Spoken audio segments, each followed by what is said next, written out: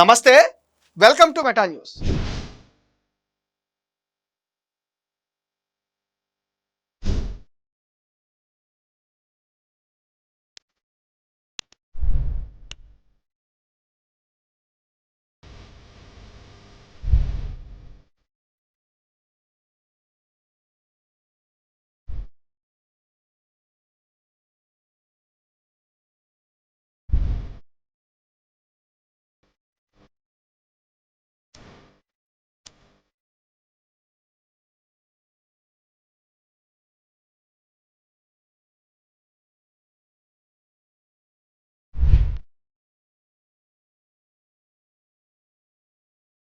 ఇక మ్యాటర్లోకి వస్తే గల్లా జయదేవ్ టీడీపీ మాజీ ఎంపీ. ఆయనకు ప్రత్యేకంగా పరిచయం కూడా అక్కర్లేదు. క్లీన్ ఇమేజ్ ఉన్న రాజకీయవేత్త, అంతకు మించి మంచి సక్సెస్ఫుల్ ఇండస్ట్రియలిస్ట్.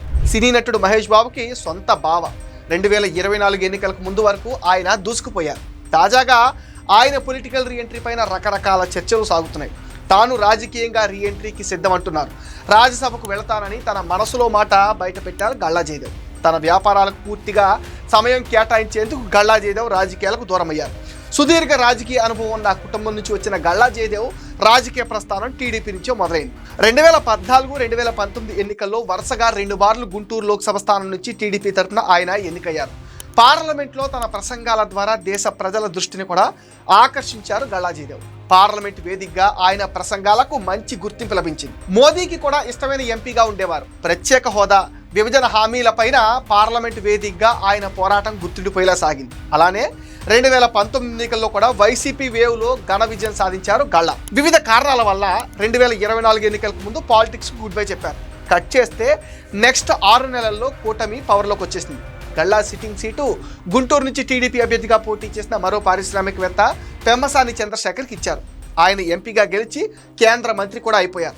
మొన్నటి ఎన్నికల్లో పోటీ చేయకపోయినా గల్లా పాలిటిక్స్కు గుడ్ బై అంటూ ప్రకటన ఇవ్వకపోయినా బాగుండేదన్న చర్చ ఇప్పుడుంది. ఆయన గెలిచి ఉంటే కేంద్ర మంత్రి అయ్యేవారని అంటున్నారు. 2026లో ఏపీ రాజ్యసభ సీట్లు ఖాళీ కానున్నాయి. ఇప్పటికే ఆ సీట్ల రేసులో 3-4 నేతల పేర్లు ప్రచారంలో ఉన్నాయి. గల్లా జయదేవ్ కూడా త్వరలో ఖాళీ కాబోయే రాజ్యసభ సీట్లను దృష్టిలో పెట్టుకుని పెద్దల సభకు వెళ్తారంటూ ప్రకటించారని గుసగుసలు కూడా వినిపిస్తున్నాయి. గతంలో టీడీపీతో ఆయనకున్న అనుబంధంతో పాటు ప్రముఖ బిజినెస్ మ్యాన్ కావడంతో గల్లాను రాజ్యసభకు పంపే అవకాశాలు లేకపోలేదంటున్నారు. తనకు తెలుగుదేశం పార్టీతో అనుభవం ప్రత్యేకమైనదని, పార్టీ కోసం గతంలో పనిచేసిన విధానాన్ని ప్రజలు మర్చిపోలేరని గుర్తు చేస్తున్నారు.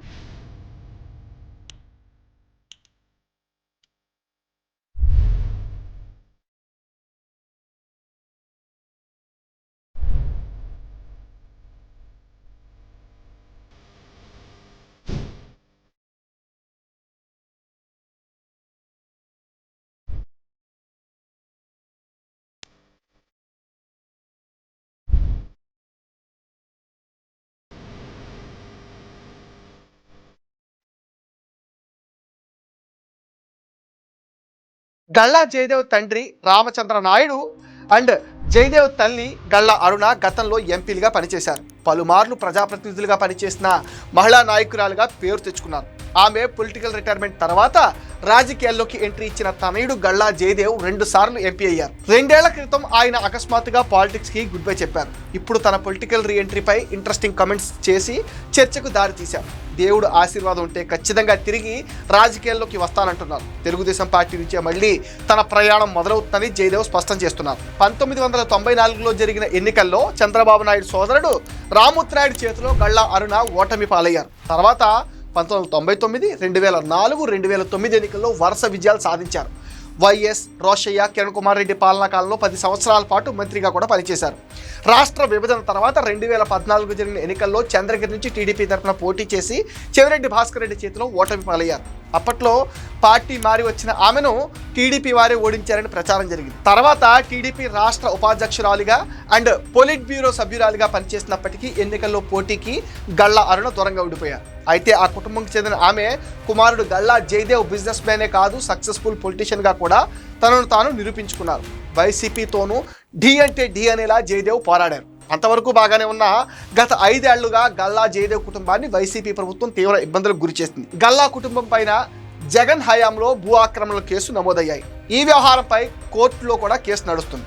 గుంటూరులో కూడా ఎంపీ జయదేవ్ ఊహించిన విధంగా వైసీపీ కార్యకర్తల పోలీసుల దాడులతో జయదేవ్ రాజకీయాల పట్ల విరక్తి పెంచుకున్నారని భావించారు. గల్లా జయదేవ్ రాజకీయాల్లోకి వచ్చి తిరిగి యాక్టివ్ కావడంపై చంద్రబాబు వద్దనే పరిస్థితి లేదంటున్నారు.